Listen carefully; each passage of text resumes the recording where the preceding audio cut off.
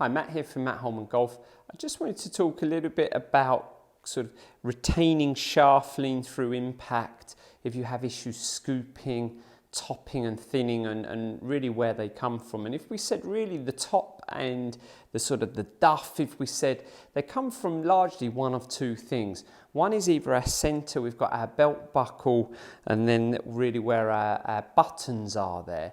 If they start getting a long way behind the golf ball, one, we're going to hit the ground before the ball, but two, the club is travelling very much on the up. If you think of a pendulum reaching the sort of 6 o'clock position and swinging back up, so it doesn't matter how much we try and lean the shaft from there, that's going to be tough unless you're incredibly strong. We're going to tend to really increase the chance of a sort of duff or a thin. So, you know, certainly this modern movement that's very popular, if we say again a David Ledbetter, Butch Harmon style method, they talk lots about covering the shot. So where the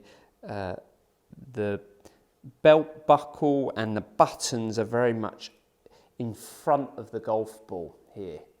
And you'll see this in guys like Adam Scott. They're very good at what we call covering, really keeping those buttons over the golf ball. That really increases the chance of hitting the ground after the ball. Now, it's still possible from there, even gone forward, if the middle and the body is not pulling enough to sort of cast and throw and still reach the ground before the ball. What I've found though, we can make the swing more dynamic, more athletic, get the middle moving more, the stomach, get the hips moving more, the arms will naturally be pulled through. So I've talked about in previous videos this sort of half swing up, little stop, little bump and pulls, really getting that middle pulling the arms through.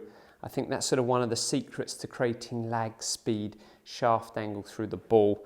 Definitely some sort of simple drills there where we can go ahead and put a club on the ground or an alignment stick and really feel like at impact you get the buttons and the belt buckle in front of the golf ball.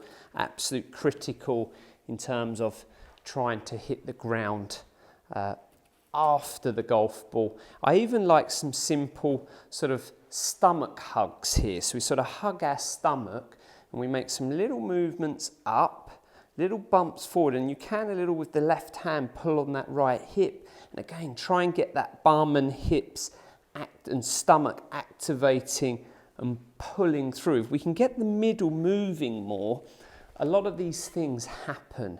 What I tend to find in a lot of golfers, they're trying to sort of micromanage the swing. What I mean by that, they're trying to hang on with the shaft, they're trying to focus on these small details. And up to your sort of top tour pros, really if they can keep it simple, work on the larger movements, tend to get better results, certainly under pressure.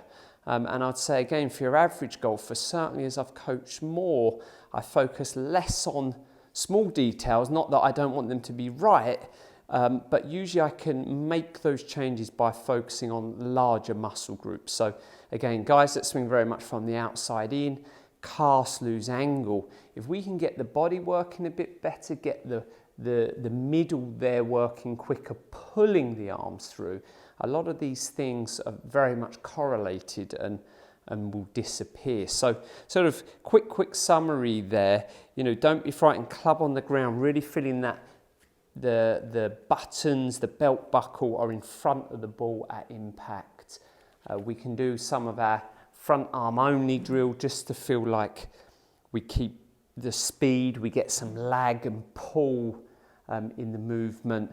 We can do our little hugs there again just to get that middle moving. And then really you can go in terms of then the practical hitting golf balls. Really the first bit I showed you, perfect homework. You know, you want to work on your swing at home a little bit, don't have a chance to hit golf balls. 3 great exercises. We could even go into some sort of little scrapes here. So we scrape the club along the ground just to feel like we're keeping some lag. We can do that imagining a little circle here. So we're on a mini circle with clubs not from the outside. Using that stomach, we feel the hands leading. It's like we're sort of sweeping or brushing there just to get that feeling of the middle moving, the body pulling the arms through. And then from there you can go ahead and do some little pitch punches. I've seen some guys where they just preload the club there, and then again it's all body, no big release of the hands. And this is certainly for the guy that, you know, has this big flick, the body really gets behind the ball. In their long shots, I love to see the club shaft past them. In their short game shots, I'm not like to see guys holding on too much. So we can then go ahead and do some little pitch punches there and see if you can get that ball flying out quite low. If you've got issues scooping the ball, hitting the ground before the ball, great to hit some sort of punch shots lower than normal shots, but off a normal ball position, not by moving the ball position back. Keep it forward. That will force you to get the chest forward to keep the angle, shaft angle through the ball.